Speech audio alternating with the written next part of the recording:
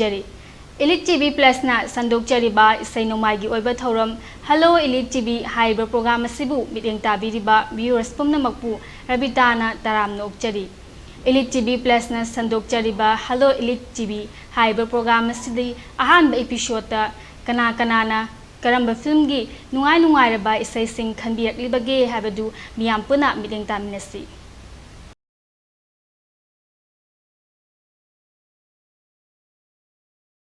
Haujik ahanba kolasi laphatjarage kanano kadaidagino amadi karamba nungaiba isay khanbiraklibage habadu miyam puna miteng taminasi Hello Hello phone tawbirai se kanano minglay famanam ta habiyo Hello tabibro Kay habam ta mayik sing nam taga hanbiyo ba Oh yaye isay khanbi jiga mang de sagi minglay famanam ta habiyo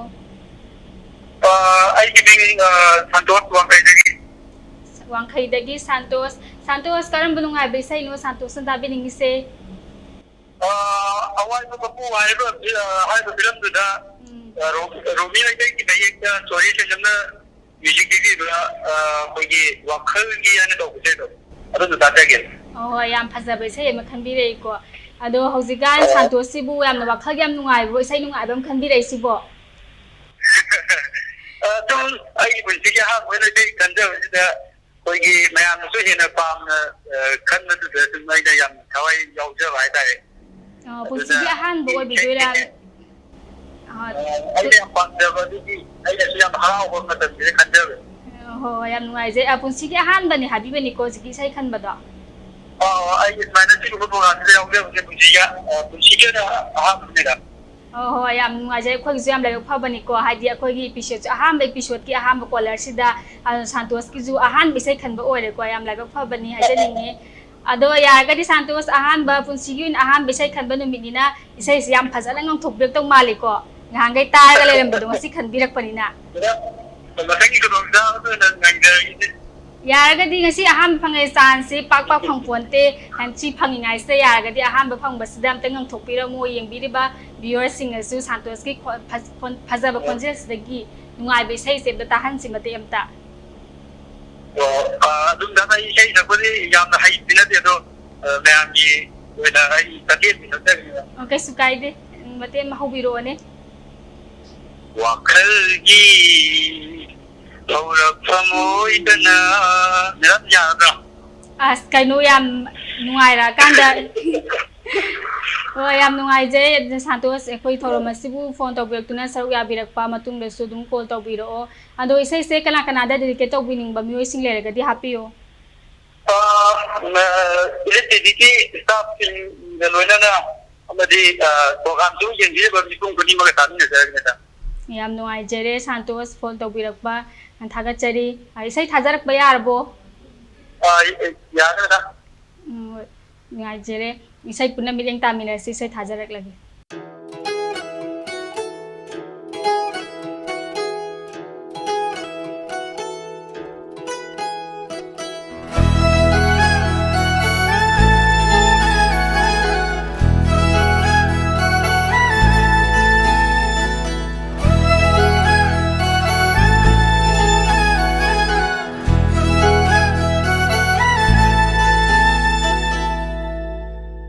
Wakhalgi haurak phamoi bana nongmatasu kaudravana haku aina karamna ningsingani changyeng tauge khalladuna ase usilabasu nang tagi satam ni uriba thamoy da lutura laikhaba na thamoy da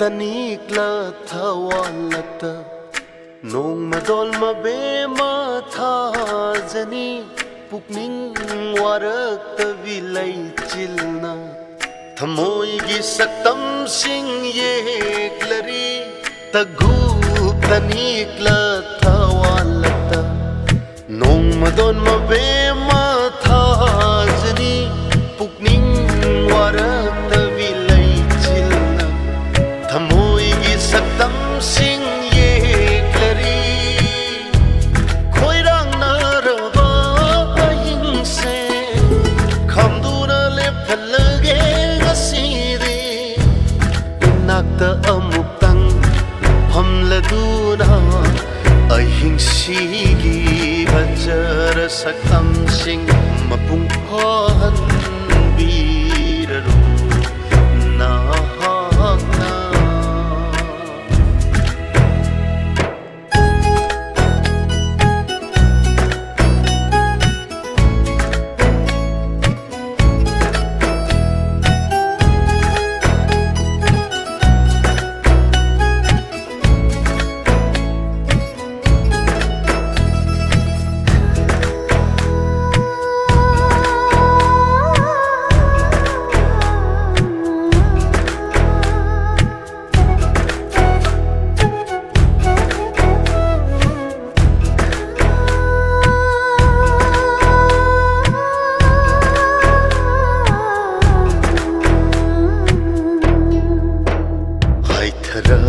samlana aigi khajaida thenglakpa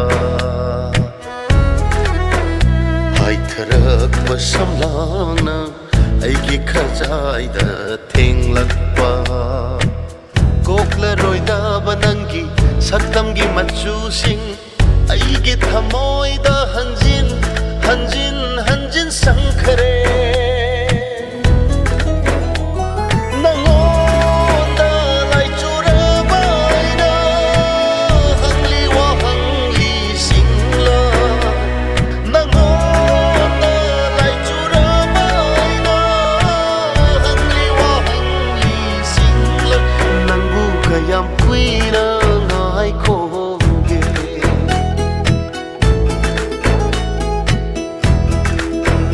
kayam kuina ngai koge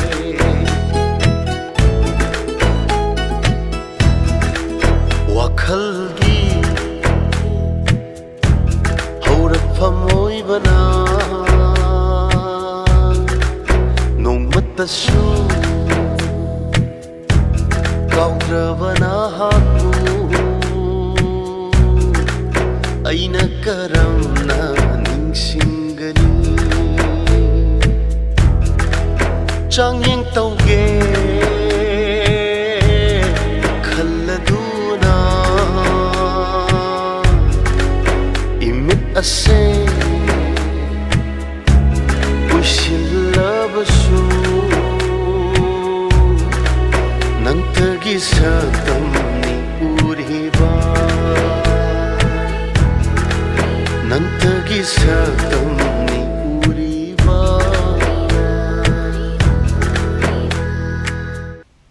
Hojik ahanba isay miyamna mineng tamina kraba matungda hojik anauba caller si kanano haibadu miyam puna khangminasi.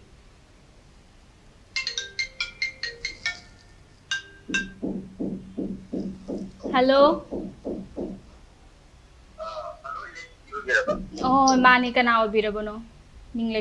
tawdreba ay angadi energy project ay seven day pandega tawni yani. Oh yeah, ye Bishorjit happy bani coming da. Oh mane man. Bishorjit karma film gi nungai be sai no Bishorjit tabe ningi se. Isay hoji kujil lo niya ba film du gi operation jarna sakpa ay buni siba tam du ba ro ko ba sa kam ni hat ko ta guse do. Adu andang da pani ya. Yam phaza be sai makhan bir e kanagi nusi basaktam no Bishorjit ki thamoi bunga holi sibo.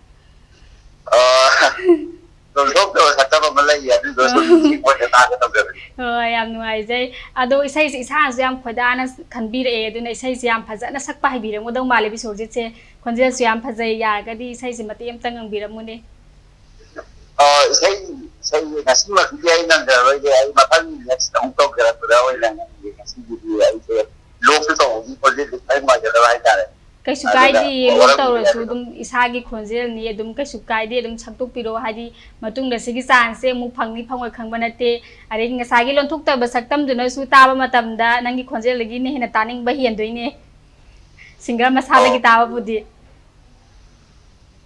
do ika mati kitang wala tawgala ni pa ya nuai je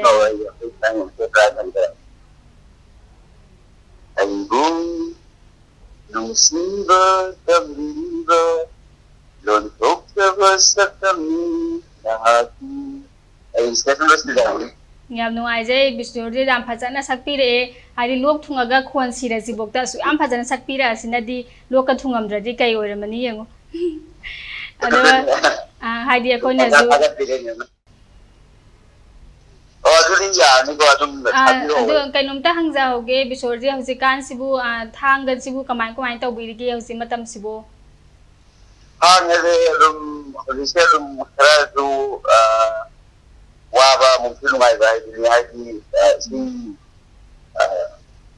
olakpa sigel waktu di phang di maru na nga para ga lai ba kami sinya tawai banina nga sa ana matam na kare mai ba dia dina bunga sa ana ba waba matam dina mung khara pa ga di khara mai ni wa na di mo ku jam kana tawai ni oi ja ta yam nungai jare bisorji ari sai su yam phajana ngang thokpi gre do isai se tahan bining ba dedicate taw bining ba mi wesing ga dilai bibro tadi mese di sini hai ba di di na salong pili ba ko selain di di ko isai kan lagi program su yang di ba mayam ko you know ko nam pula ma ko ila tadi na sa ngam no ajai bisode thaga chari mathang da su duma call to biraktuna khoi gi thoram sibu saruk ya birao ngasi gi oina di sai thajarek lage punna meeting ta minersi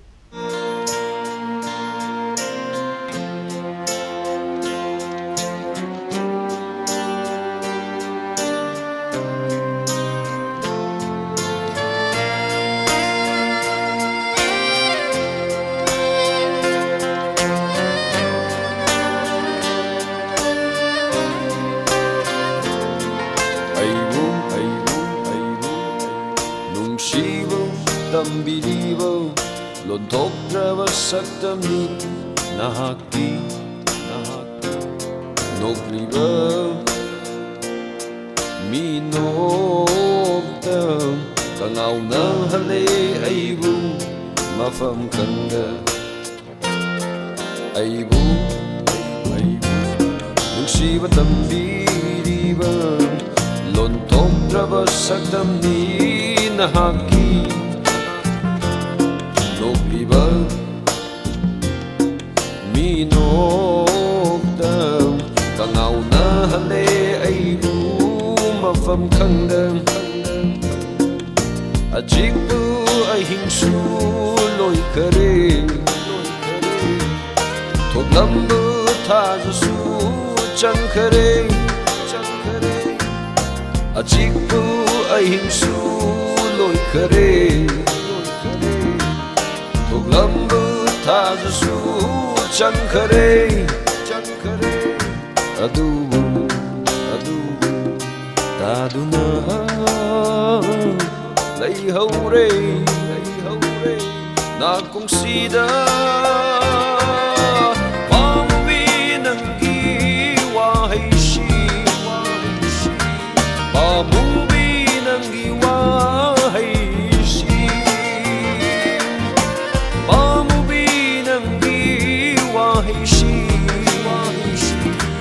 Pamuwi nangi wahaishi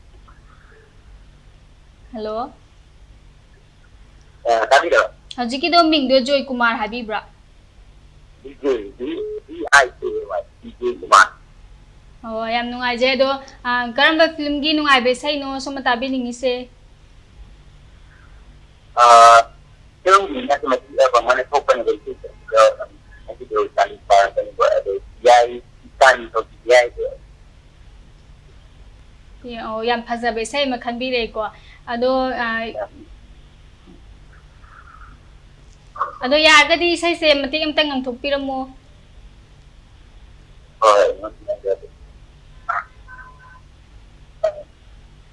Yang kedua ini Hawaii yang tumba juga dengan yang tumba Teklon nanti wang lama tiada jumlah nanti ay bang tengah terus atau now juga nanti daripada juga nanti bang kerja ya itu betul benar Yam nungai jare sai jam phaza alang ang bira kre ko hauji su miyam su yam pa matana ri bai sai yam nungai ba masu khan bi re ado hauji kan sibu Joy Kumar karam kari mathel nga haubi ri ke hauji matam sibo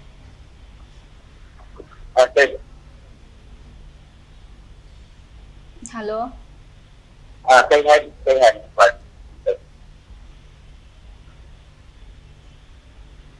say hi no kepada mereka. Oh sila jam ado hoi line se am nungai tre ado mathang da su dum call taw biro ngasi yo na de dum khan bi li bai sai si khudol tam jarage punna biding taminar se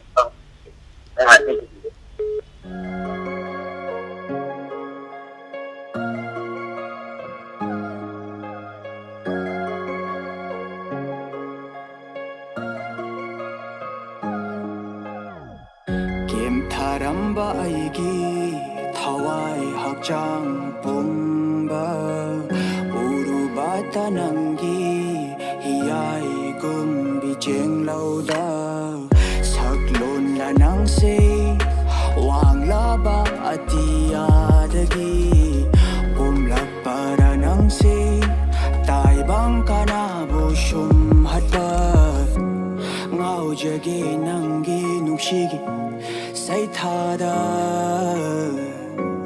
thu jage nangi nushigi lang thakta ngau jage nangi nushigi say thada thu jage nangi nushigi lang thakta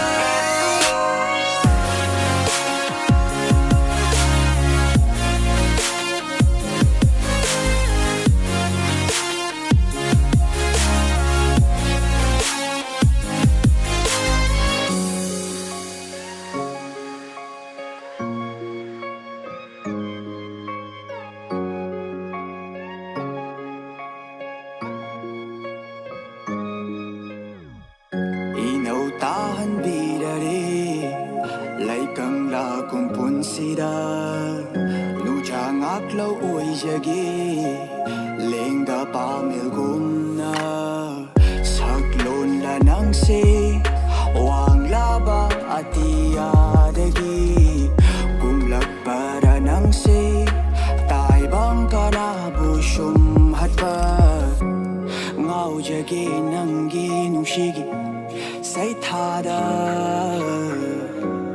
thu jage nangi nushigi lang thakta ngau jage nangi nushigi say thada thu jage nangi nushigi lang thakta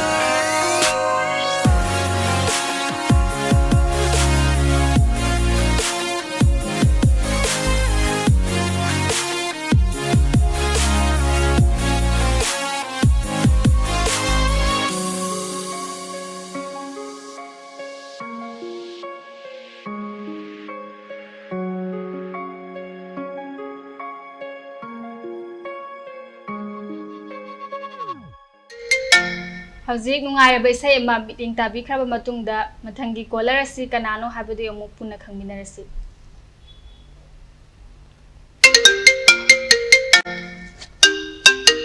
call up. Hello. Hello. Si hello tamin si ilaki biraba. Oh, ay mani kanano ming lefam hanam ta habiro. Ai ming Vivek Mayung Uripok Basaspati lekai di. Uripok tagi Vivek. Vivek karam ba isay no somna tabi ningi se. Ama isay ama sauro ba ay lanjare to isay do. Do kaza katawa. Hoji Vivek se kanano de am kana saw ba them ning ba male ko Vivek ki mut se ji ke.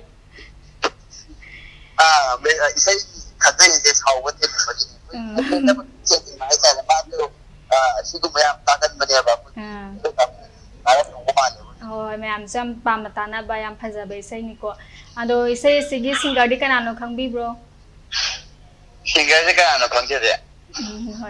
And though he said, and Bibi has the Matam Sibu, mind to be. As the game matam say ID Kanatum ID Luhongale Brina ID Kananda Neva Yawung Legalize by Aduna as a king as he Karabani Dining as a Katu Paita Aduna I say the Kanzavanida. Oh, Aduga Songi Saubi Zeti and Bazam Tuna Panaba, a quick Sagi conceal the given a sing besides in a Sapiro, ne? Oh, I am Nize. Sauranova se Ailandere Kaplano se no lo Kaidoke. Lobirabo. Loyal. Says I'm a pung party that Tangatani here could deal. Oh, then a part of it. Okay, so Kaide ko Punam Tamina say a sing Basingari conceal the gay. And though be big say, how about him to be dedicated or the meeting the happy Payagadro? Link the Hijack. Okay, so Kaide ko don't die but Masasa don't come door by say Towers. I want the name have some message something Hijack a man to Taramanida. Oh, You know, Zai do Loire towards the law and I think it over man or then so he sees it for the sake of a panic to the shoe and hike it over. oh, so the Makitabi or Sanu. Oh, thank you. And though I had Siki, Viveka Puna, Hariba, Viveki, Siga Puna, Stamina, as he said, Tamzara Age, Saubasutuna Pabo Biro, Matunda Muhanas, Kanata Nabas, how never talked about or Sanu and Tamzage. It's like Tamzara, Puna meeting Taminasi. Thank you.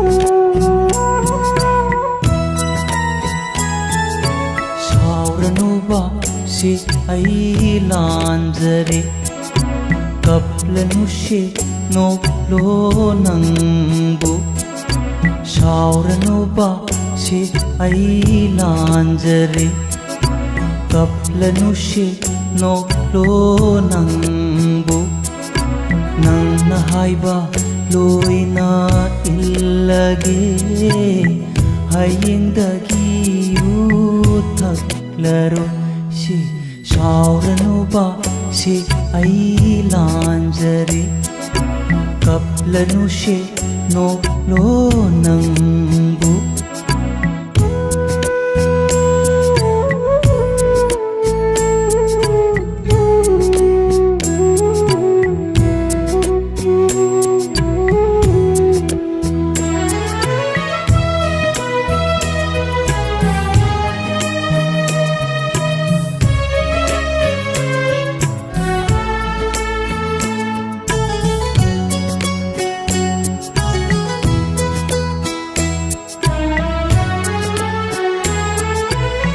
Thenglaba ahingi thabalgi mangalda mitluda pirang sinthaduna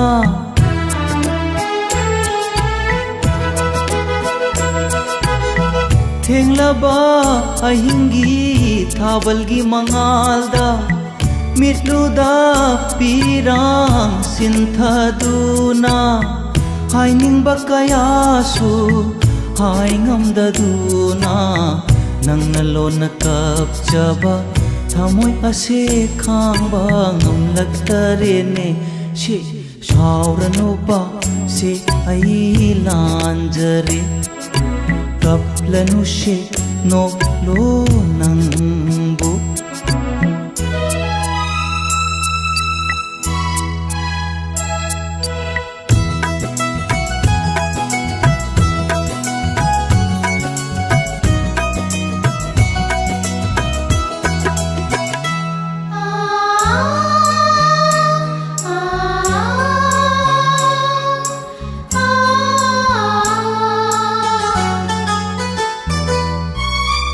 nangbu nungsidabadi natte pirangi marol su khangdaba natte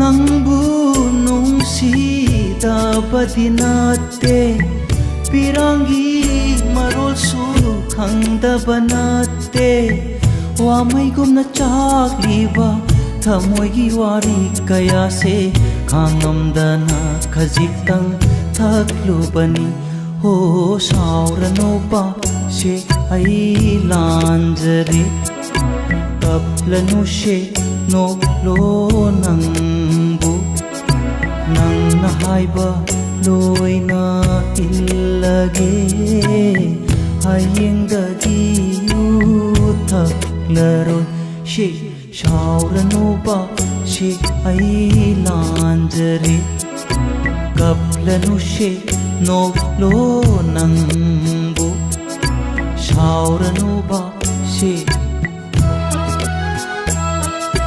shauranuba she shauranuba she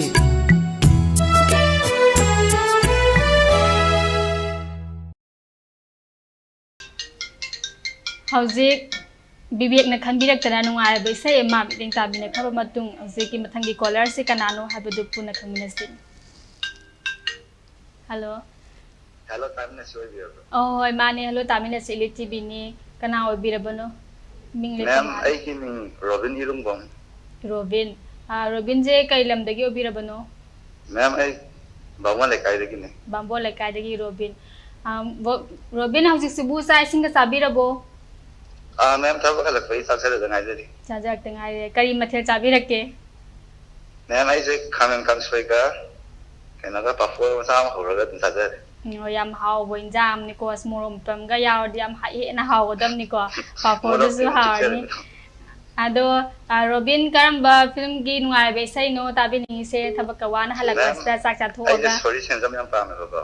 hoy sorry sensam gi saptam du na ta we sai do ta je. Hoy yam phaja be sai makhan bi re Robin bu ngau han bi ba saktam sibu kana gi saktam moi dei no. Ma'am lai jade da sum ai na sum taw nungai be taw je. Isai ti ko mi khuding ma dum war su isai nungai su isai hainari ni ko ado Robin isana su yam pamna khanbirak pa isai se yargadi yengbiba viewers sing chu tab janaba matim tang ngam thokpirau ni. Hoy ma'am yam hayu ni matim ngam je ke. Yang ga su kai de ngam biro. Saptam du na ai bu oh ai bu ngau hali nit yang du na nak te ching shili ni nok tu na thamoi bu thamoi ngau hali karam no jagi mai ai no ching shilagi nangi nungshi ichelse chalaloi ichelse mafam kai desu pasin jagi na Yam nungai jai Robin isai yam phajana ngam thokpire e ado makha ta ba isai sidi sori senjam dagi amuk punna biring taminarsi. Thank you, ma'am. Thank you.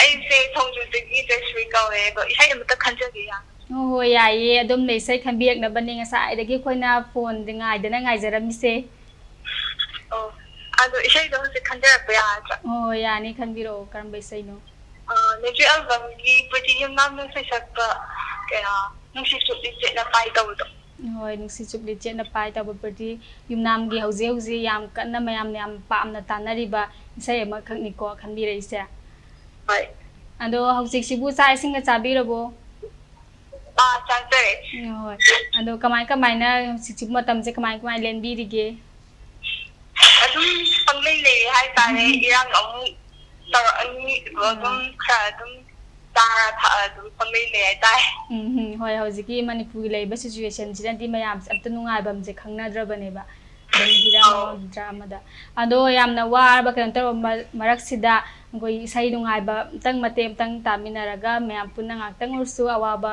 ꯀꯥꯎꯊꯣꯛꯅꯕꯒꯤꯗꯃꯛ elite TV ꯄ꯭ꯂꯁꯅ ꯁꯟꯗꯣꯛꯆꯔꯤꯕ ꯑꯩꯈꯣꯏꯒꯤ ꯄ꯭ꯔꯣꯒ꯭ꯔꯥꯝꯅꯤꯀꯣ ꯑꯗꯣ ꯌꯥꯔꯒꯗꯤ ꯍꯥꯏꯔꯤꯕ ꯏꯁꯩꯁꯦ ꯃꯇꯦꯛ ꯑꯃꯇꯪ ꯉꯪꯕꯤꯔꯛꯄ ꯌꯥꯒꯗ꯭ꯔꯣ ꯑꯩ ꯏꯁꯩꯁꯦ ꯍꯩꯇꯦ ꯇꯝꯃꯦ ꯍꯥꯏ ꯑꯗꯣ ꯉꯪꯖꯔꯛꯀꯦ ꯅꯨꯡꯁꯤꯠ ꯆꯨꯞꯂꯤ ꯆꯦꯠꯅ ꯄꯥꯏ ꯑꯩꯒꯤ ꯑꯣꯏꯅꯤ ꯈꯟꯈ꯭ꯔꯕ ꯂꯥꯏꯕꯛꯀ ꯅꯠꯇꯤꯅ ꯊꯃꯣꯏ ꯊꯃꯣ ꯑꯃ ꯑꯣꯏ ꯁ꯭ꯋꯥꯏꯗ ꯂꯣꯏꯁꯤꯟꯖꯔꯛꯀꯦ ꯌꯥꯝ ꯅꯨꯡꯉꯥꯏꯖꯔꯦ ꯑꯗꯣꯝꯅ ꯆꯦꯠꯅ ꯌꯥꯟꯒꯗꯕ ꯅꯨꯡꯁꯤꯠ ꯆꯨꯞꯂꯤꯗꯣ ꯑꯗꯨꯝꯃꯛ ꯆꯦꯠꯅ ꯄꯥꯏꯕ ꯉꯝꯕ ꯑꯣꯏꯕꯤꯌꯣ ꯇꯠꯇꯕ ꯑꯣꯏꯕꯤꯌꯣ ꯍꯣꯏ ꯃꯈꯥ ꯏꯁꯩꯁꯤꯗꯤ ꯄ꯭ꯔꯤꯇꯤ ꯌꯨꯝꯅꯥꯝꯗꯒꯤ ꯄꯨꯟꯅ ꯃꯤꯠꯌꯦꯡ ꯇꯥꯃꯤꯟꯅꯔꯁꯤ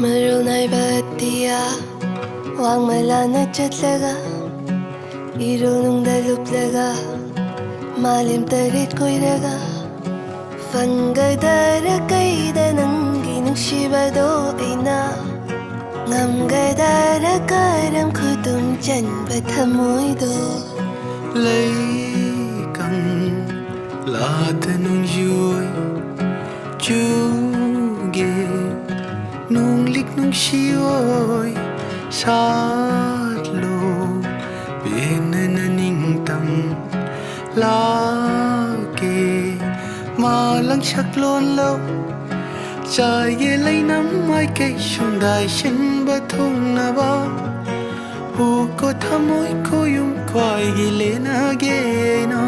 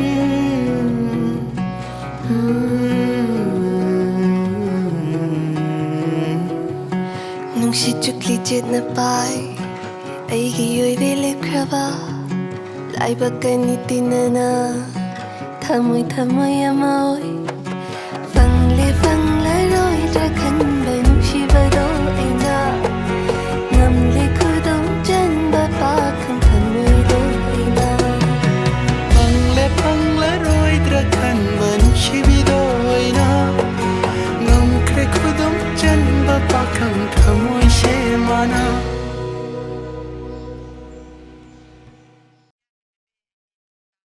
ꯃꯊꯪꯒꯤ ꯀꯣꯜ ꯑꯃꯨꯛ ꯄꯥꯏꯈꯠꯆꯔꯒ ꯀꯔꯝꯕ ꯅꯨꯡꯉꯥꯏꯕ ꯏꯁꯩ ꯈꯟꯕꯤꯔꯛꯂꯤꯕꯒꯦ ꯍꯥꯏꯕꯗꯨ ꯃꯤꯌꯥꯝ ꯄꯨꯟꯅ ꯈꯪꯃꯤꯟꯅꯔꯁꯤ hello hello hello ELITETV ni kana obirabano hello ELITETV obirabra hoi mane hello ELITETV ni kana obirabano oh ai se ming abem kawe abem kai lamdagi obirabano ai se lamphel dagi ni lamphel dagi abem ngasi sibu chai singa chabirabo oh chadare ngasi gi oide idam jamna kangsoi amaga morok metamga adagi nga tawbam ga tawraga adum chadare adum phajana lokhat pa yaramgani bu mathense yamna pamjaba oiba morok metamga yawradi hoi ado injang ahawbam chu chabire ado karamba nungai bai sai ngata bi dingi se abemna aina tadaring bate ithai se Amarjit Laurembam amadi Priti Yum Namna takpa ingagi leichil hairi bai ithai se hoi mi pa matana bai sai makhanbire ko ado abem yaragadi sai sai sagi khonjel dagi matek amtang nangbirakpa yagadro ai ne ithai se thakpadi kya hijete ba ado ai se ai ne isai tha adi nong te mu haidara ga Manipur se pumba isai ngamuk thumani na ado nong tara zo yam sabani na ngaktang mayam je aingba mapi si kaino ngote amtang ngangbiro ai isai te try amtang di tawjage adubu ai isai tha yadi yamna di hidabadi oitade kai sukai de adu ngangbiro ingagi leichil nong lasta ai sibegi hena phajate isai hoi ngai je koina habiru tamda hararo ya biraktuna amate amtang horsu isai kudol tambirakpa makha tarakpa sidi asengba singer masadagi Amarjit amadi Priti Yum namdagi punna mideng taminarsi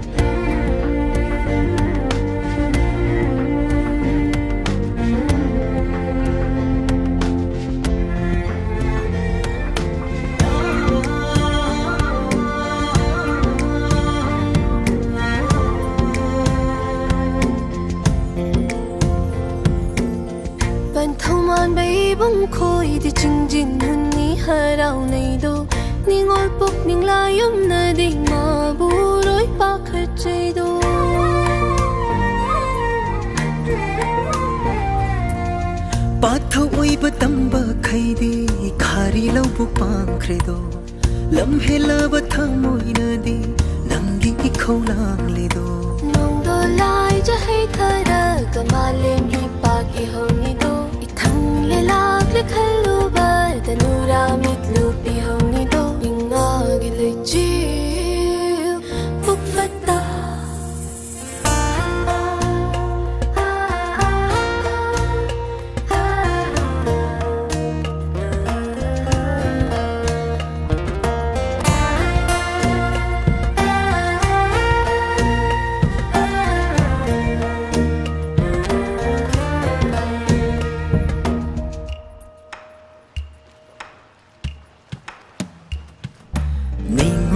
sai non hai ga na ba sanna phau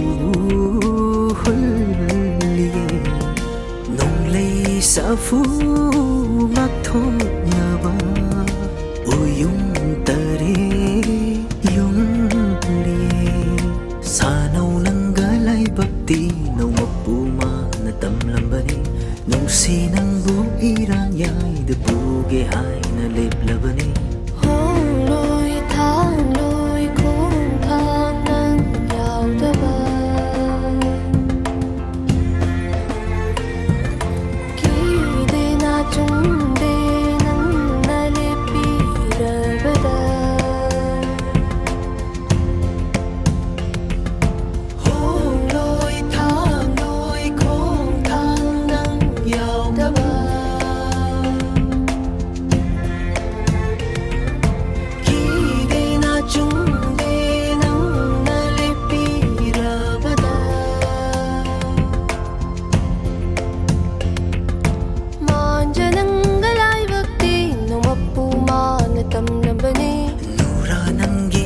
si ching lu ning ba na khâu ran ba ni inga ge le chi pukfata lamphel lagi abem na khanbirak tuna huje nungai ba isai ama mideng tabi khraba matung mathangi kol amung lokhat chage karamba nungai ba isai khanbirak libage haiba miyam puna khangminarasi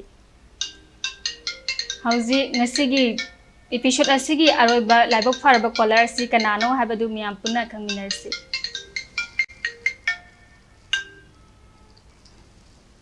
Hello. Hello, ELITETV ni kanal abirabano. Oh, mane kanal abirabano ming lefam ta thambiyo. Ai se khoya thong kone ne kai gi macha. Ming dom tang haibiu ba. Khoya thong kone ne kai gi macha haiba. Macha haiba kwa. Macha hosi matam sibu kari kari mathel naga hawbirige. Kasi nung ising ano nung left na kita taragan niyo ko. Harap siya kan ito na kot na hay pa. Oh yam hawbo mathel amani ko. Ado machana di ngasigi akogi episode asigi aroba caller so oduni live yam phaba caller haibadu oire ko macha se. Ado macha karamba nungai ba sai no tabiling se. Isay se puspayan niya ba ama wakal hi na tawag ko. Awai ba mapu haiba film sige. Awai ba mapu hi. Wakal hi na mabisi ang nito. Yam phajaba se makandire. Ado yaragadi macha isai se mati amtang nang birak pa yagadro. Hanggang ito ay siya yung sige ano isalan ko sa tawag ko ba. Hoy. Ado nakita mo sir. Okay, sukaydi.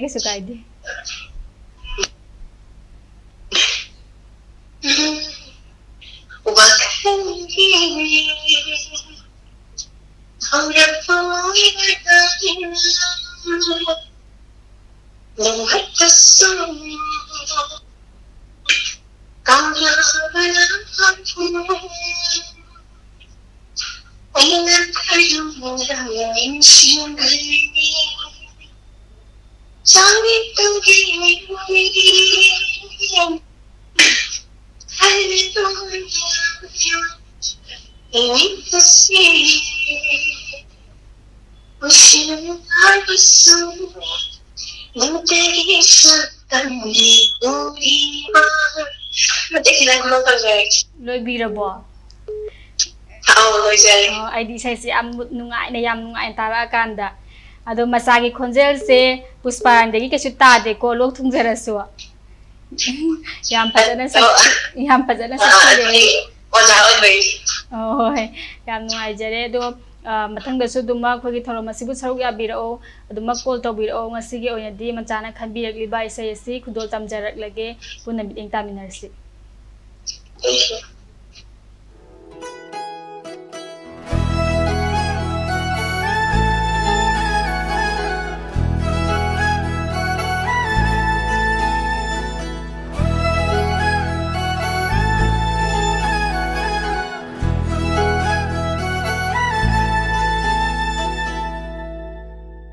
ꯋꯥꯈꯜꯒꯤ ꯍꯧꯔꯛꯐꯝ ꯑꯣꯏꯕꯅ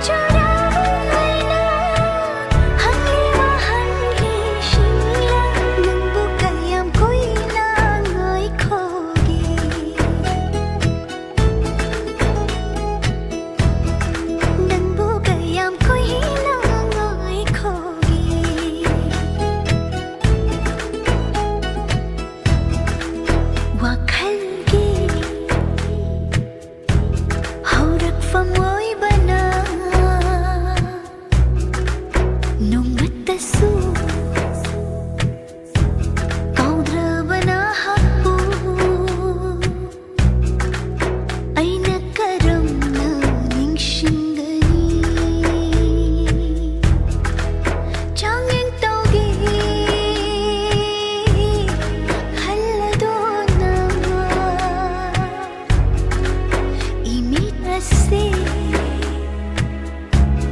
ꯎꯏꯁꯤꯜꯂꯕꯁꯨ ꯅꯪꯇꯒꯤ ꯁꯛꯇꯝꯅꯤ ꯎꯔꯤꯕ ꯅꯪꯇꯒꯤ ꯁꯛꯇꯝꯅꯤ 우리와